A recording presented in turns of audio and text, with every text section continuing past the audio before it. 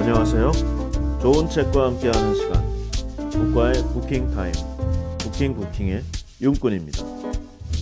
오늘은 윌리스 고스 리기어의 아첨론이라는 책에 대해 살펴보려 합니다. 여러분은 아첨이란 말을 들으면 어떤 기분이 좀 드시나요? 혹시 좀 뭔가 찝찝하고 불쾌하다 이런 기분이 들지는 않으신가요? 최근 한 설문에서 직장에서 존재감이 큰 사람은 누구인가? 라고 묻는 질문에 1. 자신만의 전문 영역이 뚜렷한 사람, 2. 실적이 우수한 사람에 이어서 세 번째로 칭찬과 아부를 잘하는 사람이 이 위치를 차지한 여론조사 결과가 나왔습니다. 이 결과는 실력 못지않게 아첨과 아부가 이 현대인의 이 삶의 기술로 인정받고 있음을 좀 보여주는 사례라 할 것입니다. 사실 이 칭찬과 아첨은 그 경계를 구별하기가 상당히 어려운 부분이 있는 것도 이 사실인데요. 그 선을 지키면서 이 좋은 결과를 만들어내는 것이 이 기술의 포인트라고 할 것입니다. 예전부터 이 사람들은 아첨을 좀 나쁘게 여기고 아첨꾼이다 라고 불리우는 것은 좀 모욕으로 간주되어 왔지만 실용주의와 함께 좀 타인과의 협력이 강조되는 오늘날에는 이 아첨에 대한 좀 긍정적인 재평가가 이루어지고 있는 것도 이 사실이라고 할 것입니다. 이 책 이 아첨론은 이 아첨의 역사와 방법론 그리고 아첨의 위험성에 관해서 들려주면서 현대사회에서의 아첨은 동시에 더 나은 관계를 위한 좀 일종의 향신료임을 주장하고 있고요. 타인을 위로하고 같은 편이 되며 격려하고 이 타인의 환심을 사는 이 아첨이야말로 인간이 문명화로 가는 단계임을 좀 보여주는 긍정의 지표다라고 이야기하고 있습니다.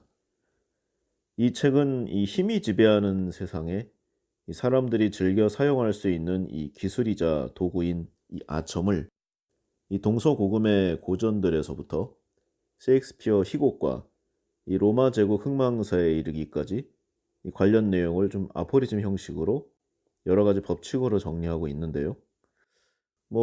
저는 사서 봤는데요. 쭉 나열하는 내용도 있고 그렇게 무겁지 않은 내용들이 많아서 좀 서점이나 도서관에서 빌려 보시거나 살짝 보셔도 크게 지장은 없지 않을까 하는 생각을 해봤습니다. 이 책의 저자인 윌리스 고스 리기어는 미국 네브래스카 대학, 존스 홉킨스 대학, 하버드 대학 등에서 지금 역사학을 공부한 정통파 학자인데요. 이 고대부터 현대까지 이 스핑크스의 모든 것을 다룬 스핑크스의 책으로 이 초이스지가 선정하는 이 최우수 학술 도서상을 받은 이 경력도 좀 탁월합니다. 이 책에서 저자는 이솝, 키케로, 플루타코스 등의 이 고대 문헌들에서 이 셰익스피어, 라퐁텐, 푸코, 세뮤얼 존슨 같은 이 근대 작가들의 글들까지를 좀 두루 훑고 있고요. 이 과정에서 역사 속에서 있어왔던 아첨의 기술과 그 연대를 정리하고 있습니다. 이 제목에서 오해를 받을 수 있는데 한마디로 좀 쉽게 쓴 책은 아니라는 말씀을 드리고 싶어서 좀 말이 길어졌습니다. 이 아첨이란 말에는 그래도 솔직히 아무래도 부정적인 이미지가 강하게 담겨 있는 것이 사실인데요. 힘이 강한 사람의 헌심을 사서 뭔가 부당한 이익을 추구하는 이 간신배들이나 하는 짓거리다. 이런 좀 선입견도 분명히 있는 것이 사실이라고 하겠습니다. 이 책은 역사적으로 행해진 아첨들을 살펴보면서 아첨의 진정한 의미를 새롭게 발견하는 데 그 의미가 있다고 할 것인데요. 사랑하는 사람에게는 이 달콤한 아첨이 더욱 좋은 생활의 윤활유가 되어줄 것이고요. 시기하고 미워하는 사람에게는 이 달콤한 아첨이 이 무언가의 마음이 상한 그들의 좀 안 좋은 마음을 조금은 풀어줄 수 있는 처방전이 되지 않을까 하는 생각도 해보게 됩니다. 무엇이든 사람이 쓰기 나름인 것이죠. 이 몇몇 기억나는 문구들이 있는데요. 보상을 기대하는 칭찬이 아첨이다. 아첨이라고 해서 전부 꿍꿍이 속이 있다거나 뭐 돈을 바라는 것은 아니다. 이 단지 호감을 얻거나 주의를 끌려고 아첨을 하는 경우도 상당히 많다. 아첨이 모두 이기적인 것도 아니고 부모는 아이를 위해, 친구는 다른 친구를 위해 아첨하기도 한다. 고로 생각이 짧은 사람만이 아첨을 가치없는 것으로 무시하고 어, 사실 아첨에는 보이지 않는 더 큰 보상이 따를 수 있고 상당히 훌륭한 아첨이라면 이 보상이 매우 클 수도 있다. 뭐 이런 내용들이 좀 기억이 나고요. 또한 이제 성과 면에서 아첨은 진실할 때 효과가 만점이다. 아첨꾼에게 거짓은 불안하다. 평판이 안 좋은 아첨꾼은 아첨에 서툰 사람이다. 뭐 이런 내용들. 그리고 음, 그 샤를 마송이라는 사람이 이제 예카테리나 2세 때 이제 러시아 이제 그 내용들을 좀 기록을 하면서 남긴 말인데요. 비열하지 않으면서 예의 바르게 행동하는 법, 거짓 없이 아첨하는 법을 모르는 이런 사람들을 좀 천박하고 비굴한 사람으로 묘사했습니다. 그에 의하면 최고의 아첨은 잘 차려입은 진실이며 이때의 옷감은 안이 비치는 최고급 소재다. 정직한 아첨은 연인을 애무하고 과실을 덮어주며 공격성을 감싸준다. 뭐 이런 내용들이 좀 기억에 납니다. 구체적인 사례를 얘기하기 너무 길어서 좀 핵심 문장만 좀 따왔고요. 이 칭찬과 아첨의 경계가 참 모호하긴 한데 눈에 보이는 좀 낮은 수준의 대가를 바라는 것이 아첨.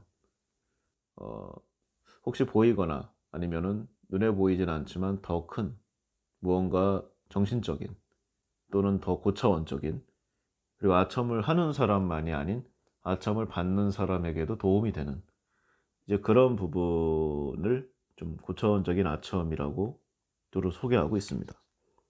또한 이제 아첨은 용의주도하게 계산되어야 하고 이 교육으로 개선이 되며 이 인과관계를 면밀히 관찰함으로써 발전하기도 하며 또 어, 반복되는 경험을 기초로 한다. 그래서 예민한 사람들 또 감이 빠른 사람들 사이에서 아첨을 하려면 매우 높은 정확도의 이 근거 자료가 몸에 배어 있어야 한다.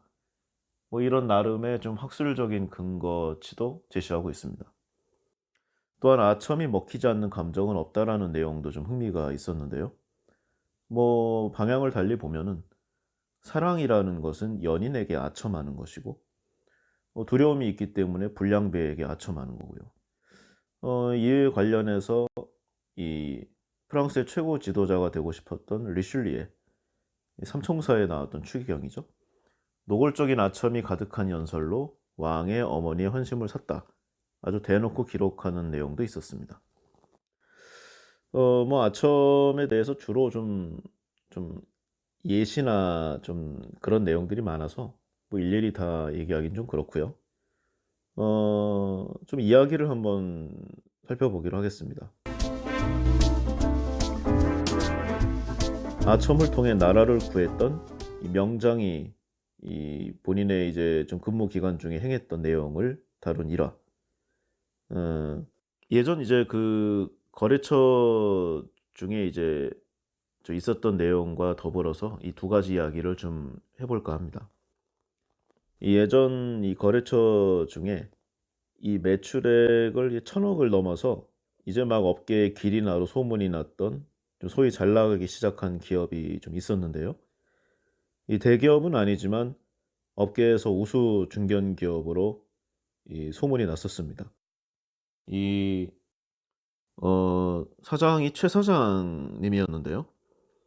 이 휘하의 영업 본부장 2명 중에 1명을 임원으로 승진시켜야 하는데 어느 한쪽의 손을 쉽게 들어주기가 좀 어려운 상황에 놓이게 되었습니다. 이 2명의 부장 모두 이제 뭐 실적이나 회사에서의 근무 기간, 뭐 경력, 뭐 스펙 모든 대부분 좀 비슷하고요. 회사에 대한 애정과 충성심도 좀 우열을 가리기가 어렵다 하는 좀 박빙의 좀 문제가 좀 있었죠. 근데 이게 점점 시간이 길어지다 보니까 점점 문제가 좀 심각해졌습니다. 부서 사이에 갈등과 알력이 생겨나기 시작했고요. 어 좀 뭐랄까 좀 긍정적인 경쟁 관계를 넘어서는 실적 경쟁까지 벌어지기 시작했습니다. 이 두 부장들의 이 우수함은 이 관련 업계에서는 모두 알 정도였고요. 그래서 이 최 사장은 이 늘 주변 다른 사장들로부터 뭐 부러움 반 시샘 반의 좀 칭찬과 핀잔을 동시에 듣고 있었던 상황이었습니다. 흔히 역사서를 보면 패한 전쟁보다 무서운 것이 이겼을 때의 논공행상이라고 했습니다. 조직을 위해 내가 희생하는 건 참을 수 있습니다. 그러나 나보다 못하다고 생각되는 인물이 나보다 더 좋은 포상이나 직급을 받게 되면 참기가 어려운 것이 사람의 마음입니다. 영업본부장이기 때문에 뭐 아무래도 사람을 많이 대하죠. 그래서 이 회사보다는 사람을 보고 주는 오퍼가 상당히 많습니다. 그래서 두 명 중에 한 사람이라도 없어진다면 회사의 그 타격이 매우 큰 상황이었죠. 뭐 한 명만 임원을 좀 진급시킨다면 누락된 사람의 충성심이 떨어지는 것은 뭐 당연하고요. 심할 경우에는 뭐 살기 힘들면은 국적을 바꾸는 경우 이민도 많이 가지 않습니까? 이런 경우도 많은데 하물며 국내 회사 간의 이직은 뭐 고민할 것도 없죠. 이 벌써부터 이 두 명 중에 임원 승진에서 밀리는 한 명을 스카우트하기 위해서 이 경쟁사 사장들의 이 물밑 작전이 시작되었다는 소리가 들렸고요. 뭐 채용 담당자나 타 기업의 인사 임원, 뭐 관련 뭐 브로커, 헤드헌터들이 움직인다는 소문도 들어서 걱정이 좀 점차 커지고 있는 그런 상황이었습니다. 그리고 아닌 게 아니라 한 번 이런 의심이 드니까 평소에 보이지 않던 사람들이 회사를 드나드는 모습들이 또 유난히 많이 보이는 것이 아니겠습니까?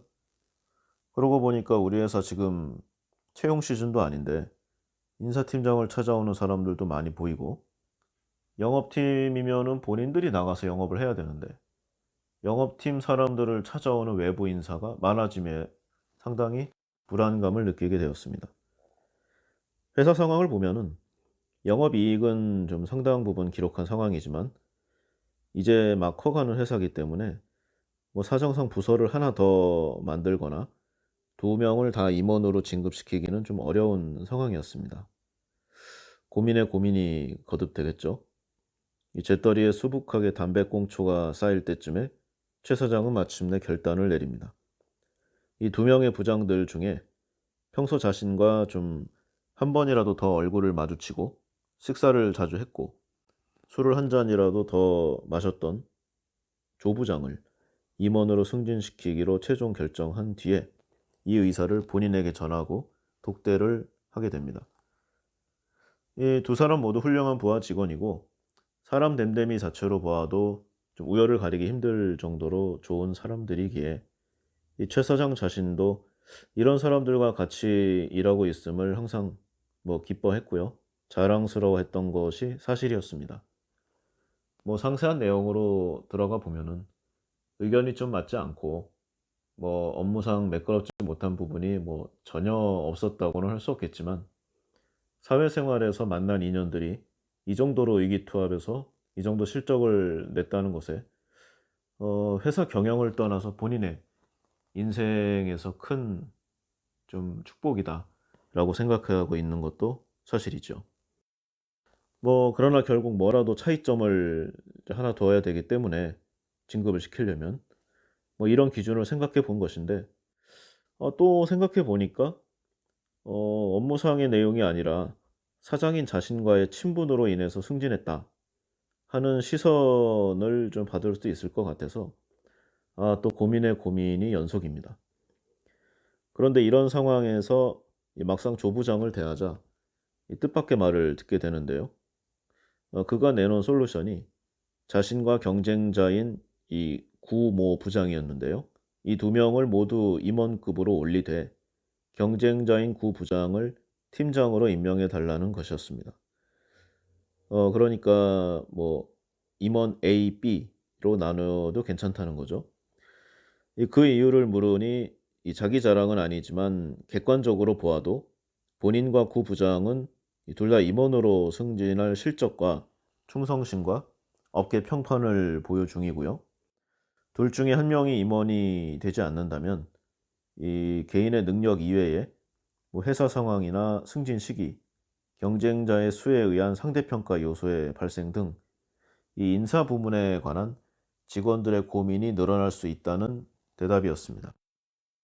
이는 곧 회사에 대한 충성심과 영업 실적의 저하로 이어질 수 있어서 차라리 아무도 진급을 시키지 아니함만 못할 수 있으니 이왕 소문이 난 그 부분이 있기 때문에 이 외부로 보여지는 승진을 취하라는 대답이었습니다.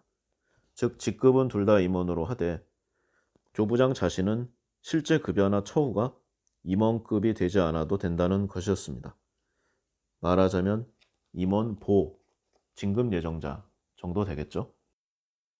근데 조직 생활을 해보신 분들은 다 알겠지만 처우가 따라오지 않는 진급은 오히려 손해인 것이 사실입니다. 뭐 오죽하면 임시 직원의 준말이 임원이 되었겠습니까?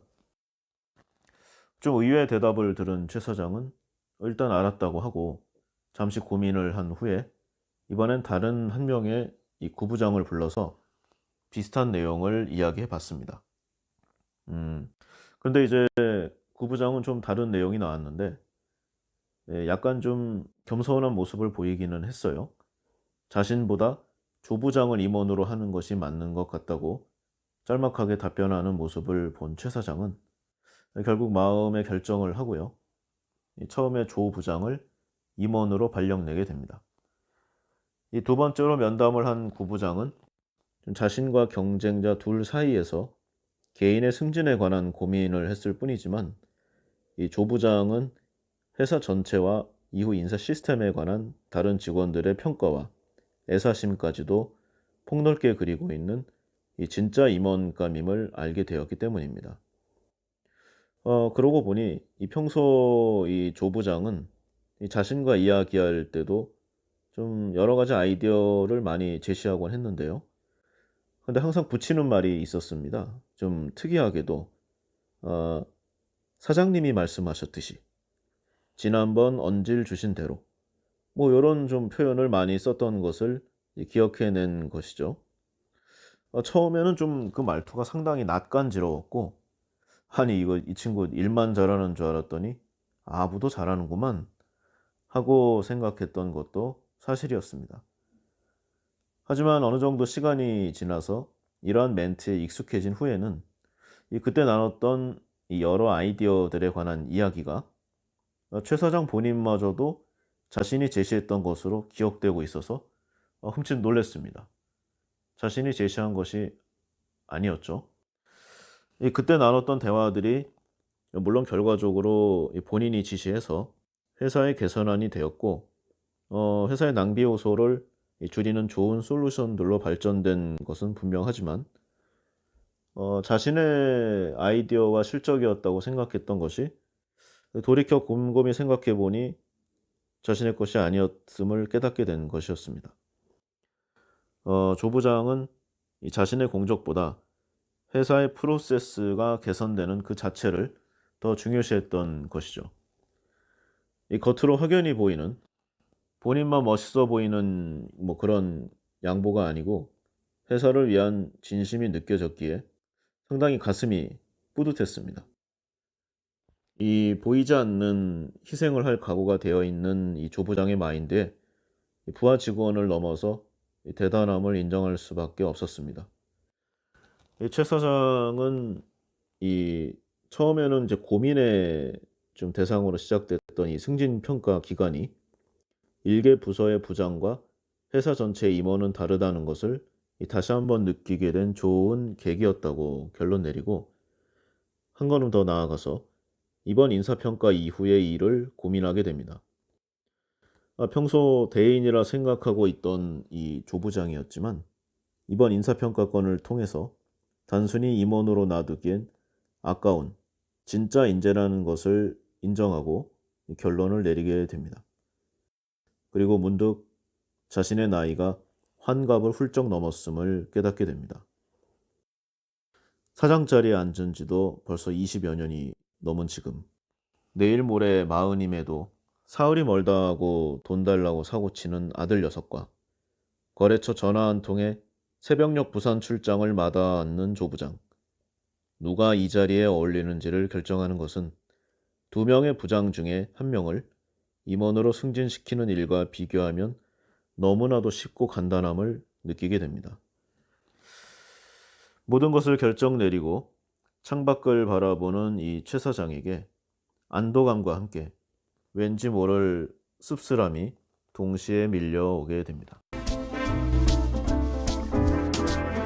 어, 약간 좀 각색을 했어요. 실제로는 이렇게 아름답게 굴러가진 않았고요. 뭐 약간의 좀 불협화음이 난 후에 결과적으로는 좋게 마무리됐다고 합니다. 역사 속에는 뭐 더욱 다양한 이런 일들이 많았겠죠. 조금 더 극적인 내용을 하나 소개해 볼까 합니다. 명장의 아첨이죠. 나라를 살린 명장의 아첨이라고 좀 해봤는데, 이 스탈린그라드의 영웅 알렉산더 바실리에프스키 장군의 이야기입니다. 이 자고로 역사 속에서 이 한 명의 유명한 영웅이 나타나려면 수많은 군사가 피를 흘려야 함이 역사의 이치입니다. 인류 역사상 가장 큰 전쟁이자 비극의 소용돌이였던 제2차 세계대전은 이러한 인류 잔혹함의 총체였고요. 그에 비례해서 수많은 영웅과 장군들이 출연했던 한편의 큰 드라마틱한 시대이기도 합니다. 히틀러의 광기가 유럽을 덮었던 제2차 세계대전의 한창, 히틀러는 교착 상태에 빠진 유럽 국가들과의 전쟁에 이어서 전쟁 전에 불가침 조약을 맺었던 러시아 침공을 명령합니다. 당시 유럽 최강의 군대였던 이 독일군을 맞아서 이 러시아군은, 당시엔 소련군이죠, 이 줄곧 힘든 전황을 맞이하게 되는데요. 그러나 어려운 시기가 한참 지난 후에 결국 당시 군 총책임자였던 알렉산더 바실리에프스키 장군의 주도하에 스탈린그라드 공방전을 승리로 이끌고 전국의 전환점을 갖게 됩니다. 잠깐 살펴보면은요, 스탈린그라드 전투는 이 1942년부터 약 6개월간 소련군과 독일군 사이의 이 전투를 말하는데요. 이 제2차 세계대전의 국면 전환이 일어난 이 최대 규모의 전투로 이 6개월간 양군 사이에서만 200만 명이 죽거나 다쳤던 인류 역사상 가장 참혹한 전투였습니다. 이 당시 소련에는 유명한 지휘관들이 많았는데요. 뭐 좀 살펴보면 기병작전의 권위자 뷰돈니, 스탈린그라드 전투의 실질적 최고 수훈자 주코프, 전차전의 전문가 골리코프, 전략의 천재 티모센코, 뭐 그 외에도 뭐 불가닌이나 로코소프스키 등의 좀 전쟁사에 관심이 있다면 좀 누구나 알만한 유명한 장군들이 많이 나타난 시대였습니다. 역시 난세는 영웅을 부르는 것이 사실인 듯도 하네요. 이 독일의 롬멜부터 시작해서 한때 이 제1, 2차 세계대전상에 좀 유명했던 전투들, 유명했던 장군들, 전투의 히스토리, 전쟁사, 이런 부분을 살펴보는데 뭐 밤을 샜던 그런 기억들이 좀 소록소록 떠오르기도 합니다. 앞에 열거했던 이러한 이 수많은 장군들 중에서도 가장 뛰어난 스타라면 역시 이 앞서 말했던 알렉산더 바실리에프스키를 첫 손가락으로 꼽아야 할 것인데요. 전쟁 초기 이 소련군이 지형과 병력의 우세함에도 불구하고 초반에 심각하게 패배한 데에는 이 가장 강력했던 내부의 적 스탈린의 영향이 컸습니다. 이 제2차 세계대전 중 소련군과 정부를 지휘했던 스탈린은 이 매우 자아도취가 심했던 인물이었고요. 주위의 말을 전혀 듣지 않는 독재자였습니다. 뭐 의견을 잘 듣지 않는다면 뭐 그것으로 할 수 없는 일이지만 거기에 더해서 질투까지 강해서 자신보다 뛰어난 인재를 살려두지 않는 스타일이었습니다. 그래서 이 전쟁 전에 쓸만한 장군들을 전부 숙청해서 죽이거나 시베리아 형무소로 보내고야 맙니다. 그 중에서 대표적인 사람이 앞서 이야기했던 스탈린그라드 전투의 주코프 장군 등이었죠. 이 당시 주코프는 이 스탈린에게 전쟁 초반 독일군을 유인해서 한 번에 무너뜨릴 획기적인 전략과 이 아이디어를 많이 제시하게 되는데요. 스탈린은 이 작전이 말도 안 되는 내용이며 적과 내통하는 것이 아닌가라는 모함을 씌워서 숙청하고 맙니다. 이 공개적인 자리에서 이 자신만이 최고인 양 자랑하는 것 같이 보이던 주코프는 이 스탈린에게 있어서는 히틀러보다도 오히려 골치 아픈 이 정적이었기에, 비록 그 장군으로서의 능력이 아깝긴 하지만 숙청의 대상에 집어넣고야 맙니다. 그 후 이 작전의 대상이었던 키예프 전투에서 주코프의 전략을 따르지 않았던 주둔 소련군은 결국 전멸하고 맙니다. 전투 결과를 전해 들은 이 스탈린은 결국 주코프의 전략이 옳았음을 나중에 알았지만 국가의 대사보다 자신의 안위가 중요했던 인물이었기에 주코프에 대한 복권이나 사면은 이뤄지지 않았습니다. 이 주코프는 시간이 지나서 바실리에프스키 등에 의해 다시 사령관으로 복귀하게 됩니다. 이러한 일련의 과정을 잘 지켜봤던 주코프의 다음 사령관 바실리에프스키는 이 스탈린을 대하는 방식을 바꾸게 됩니다. 그는 이 스탈린이 업무적으로나 사적으로나 편안하게 자신을 좀 친구처럼 여길 수 있도록 스탈린을 절친으로 대했고, 스탈린이 자신의 고충과 애로를 편하게 말할 수 있도록 자신이 할 수 있는 최대한의 친절과 편안함으로 그를 맞이했습니다. 또한 이 가능한 한 건수가 있을 때마다 스탈린을 칭송하며 그의 전공과 업적을 홍보했습니다. 이러한 속사정을 모르는 이 주위 사람들은 명장 주코프가 나간 자리에 무능하고 아첨만 일삼는 바실리에프스키가 왔다고 수군거렸지만 그는 이러한 말에는 일절 신경 쓰지 않았습니다. 그는 스탈린과의 사적인 대화를 나누는 중에 중간중간 이 군사적인 문제를 언급하고 그에 관한 정황과 자료, 여러 가지의 이 솔루션들을 제시했고요. 스탈린의 의견을 묻는 방식을 지속했습니다. 즉 군사적인 문제가 발생했을 시에 아주 좋은 해결책 하나와 수준이 떨어지는 이 내용 두세 가지를 같이 제시해서 스탈린이 이 중 하나를 정해 국가의 정책으로 삼는 방식을 취했던 것입니다. 이 장군들에 비해서 이 군사적인 능력이 뛰어나지 않았던 스탈린이었지만 이 정치적 감각과 이 기본적인 머리는 좋았기에 몇 가지 안 중에서 가장 좋은 정답을 골라내는 정도는 충분히 가능했습니다. 스탈린은 이 바실레프스키가 돌아간 후 함께 대화한 내용에 이 자신의 정치적인 식견이 들어간 좀 살을 추가로 붙이는 작업을 하게 되죠. 그러한 후에 이 공식적으로 자신의 작전으로 포장한 후에 발표하고, 이 전략들을 따른 소련군은 이후의 전투에서 연전연승하게 됩니다. 사람들이 이러한 스탈린의 군사적 식견을 칭찬하고 찬양할 때 바실리에프스키도 마치 처음 듣는 양 크게 놀라며 감탄하고 칭찬하는 이런 과정을 반복하던 어느 날 마침내 소련군은 독일군과의 전쟁에서 승리하게 됩니다. 이 자신이 스탈린에게 제시했던 내용 중 수준이 떨어지는 의견들을 좀 본인이 제시하고 우수한 전략을 스탈린이 발표하게 하여 그에게 영광과 칭송을 양보, 결국 국가를 위기에서 구한 바실리에프스키는 모든 리더와 지도자가 바라는 자기 휘하 인재의 표상이라고 할 수 있습니다. 이 바실리에프스키는 중앙 관료 조직에 들어오기 전에 야전 사령관으로 이 전쟁의 비참함을 몸소 체험하고 많은 것을 보고 느끼게 됩니다. 히틀러와 스탈린, 겨우 두 사람뿐인 이 둘의 광기에 쫓겨서 아무것도 모르고 전쟁터에 투입된 어린 병사들, 사랑하는 이와 어머니의 사진을 보며 전쟁 속 참호에서 눈물 지었던 그들의 죽음을 보면서 개인의 명성과 영광은 역사 속에서 아무것도 아님을 크게 깨닫게 됩니다.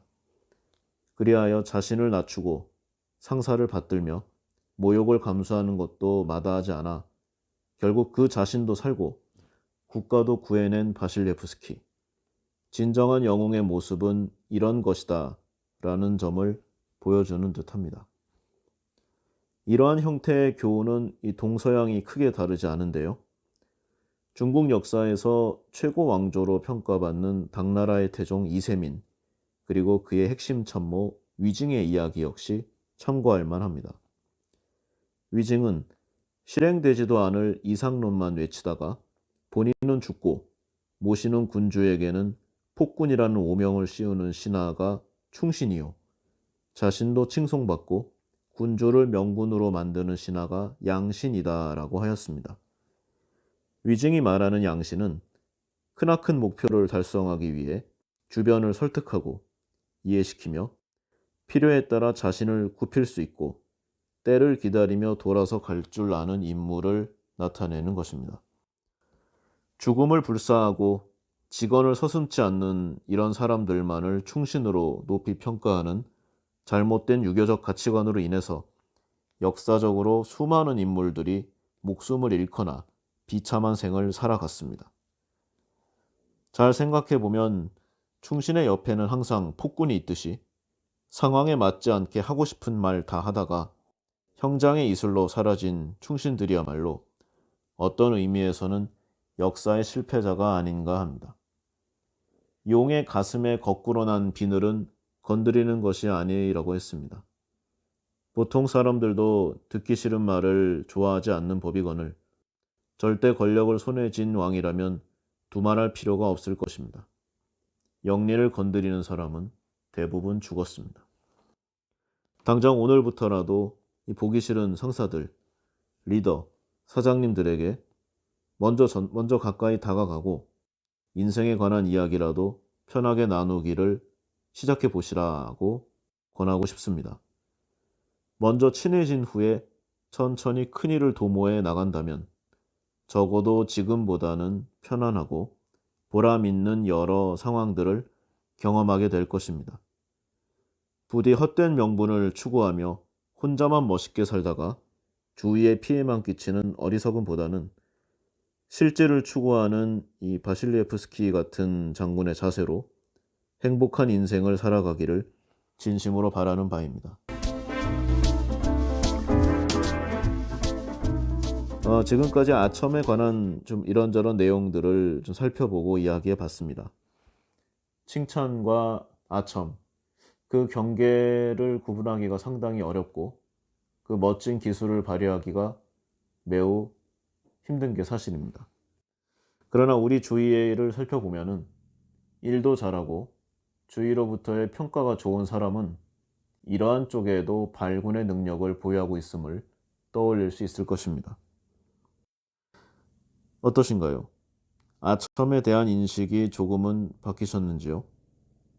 오늘은 여기까지 하겠습니다. 감사합니다.